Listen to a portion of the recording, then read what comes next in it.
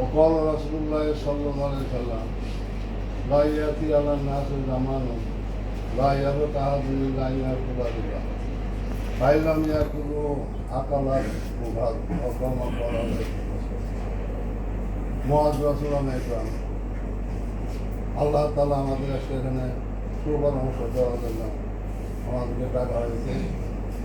আমরা জানি ইসলামী ব্যাংক লেনদেন শরিয়া অনুযায়ী শরিয়া অনুযায়ী যদি লেনদেন হয়, লেনদেনটা এটা একটা মানুষের দুইটি জিনিস হইল সোয়াবকে বৃদ্ধি করে আমদানি হয়, দুইটি আমলের দ্বারা সোয়াব আমদানি হয়, আর তিনটি আমলের দ্বারায় সোয়াব রপ্তানি হয়।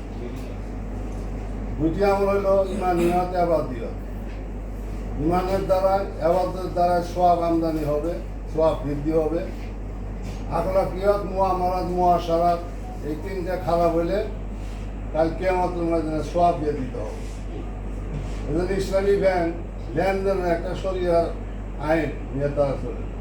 লেনদেন এটা শরীয়তের হুকুম। লেনদেনটা যদি সহি তরিকায় হয়, কারণ হাদিসে আসছে লা ইয়াতি আলান নাসে জামানুন লা ইয়াবকা আহাদুন ইল্লা ইয়াকুলু রিবা। এমন জামানা আসবে, যুগ আসবে, যেই জামানার মধ্যে কেউ বাকি থাকবে না সুদ খাওয়া না থেকে, সুদ খাওয়া থেকে থাকবে না। পাইলাম ইয়াকুলু, যদি সুদ নাও খায় ইয়াকুলু বুখার, রাস্তায় গাড়ে সুদের টাকা দিয়ে সিগারেট টানবে, ধোয়া মানুষের মুখে যাবে।